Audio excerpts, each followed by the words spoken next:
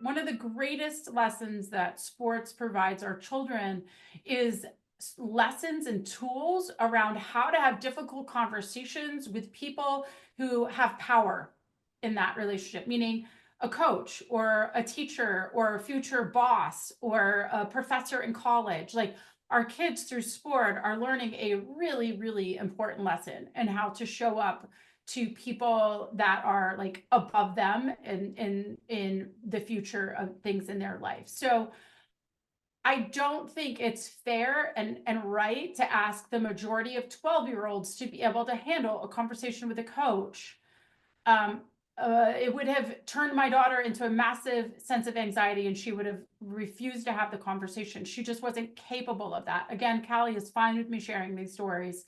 So we need to be careful in saying always in absolutes. And I work with clubs and coaches and saying, listen, the real policy should be that if a child needs a parent there to help, then the parent should help. And we should expect the adults in the conversation to show up like adults in order to support the child.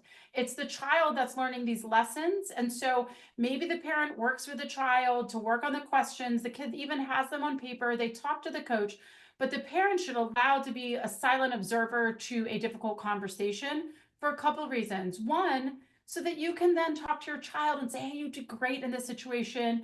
Hey, when the coach said this, maybe you could have thought about follow-up questions, because do you really understand it? And also, so the parent actually knows what happened, because a 12-year-old is not going to accurately relay a conversation to you. And that's where there's going to be a lot of confusion. So I just wanted to frame the whole response to that question around what the policy really should be in youth sports, and the expectation and understanding that, hey, that player's old enough, they should handle it. Some players can, and they're awesome at that, and they have the personality to do that. But we need to acknowledge that some kids have a lot of growth to do, and forcing them to have that conversation will actually make that conversation not happen, and that's not productive to their future. So we need to have some bumpers on policies related to these types of conversations.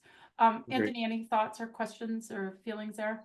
Now, my first feeling there when you were mentioning that was back to the point that you read from my website, is psychologically safe. And Yes, that does not feel psychologically safe to a lot of children. exactly. And wherever our children feel unsafe, there's a lot of risk in that, let's just say. Yeah, yeah.